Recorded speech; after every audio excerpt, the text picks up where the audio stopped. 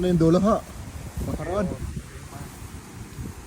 Pag gano'n yan eh. Oo. Kasi ang gando pa sa bababa, ano? Oo, pa ako, malayo pa na. Oo. Hindi dito sa pagpagito ng pasada. Kaya pag nagpunta pa, dito pa ako eh.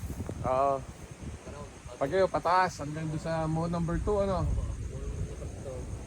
Kung laging every weekend din pinapanood ko yung mga videos ninyo. Hindi lang sa Matibay ka, ano? Tingnan ko nga ang cost eh.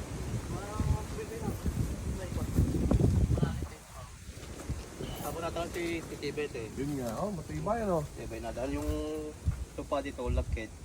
Kaya Matibay, oh. hindi na amuga. Matibay, maganda pagkakagawa ni architect. Okay sir, ang naging problema lang itong Yun nga, kanyang makalawang, ano? hindi siya mga Illegal legalized. Ano? Ayos. Yung isang mundo, yun daw sa dulo nito, pababa na pag naman. On 3 yata. Ayos ah. Pero ano to sir, may bangin din dyan. Hindi. Pag ganun lang lupa. Pag ganito lang ha. O ganyan. Hindi talaga siya yung bangin eh. Banayad naman, parang ganito, ano? Diyan sa babang yan, doon, may kapatangan doon. Na dati kinakaingin yung tanaman. Sakop ko yun? Sakop po nyo, dyan sa akong yan. Oo. Kaya naman di pa wala. Kaya Oo nga. hindi makaingin. Sasalin yung sapato. Ay, di pala, di pala. Ano problema yan? Bisa lang makakit ng banok.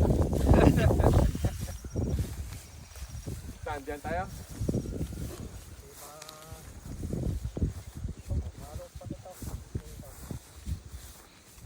Hindi nga pala pwede magpapos dahil masyadong mahangin.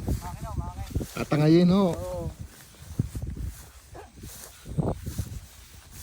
Banayad naman.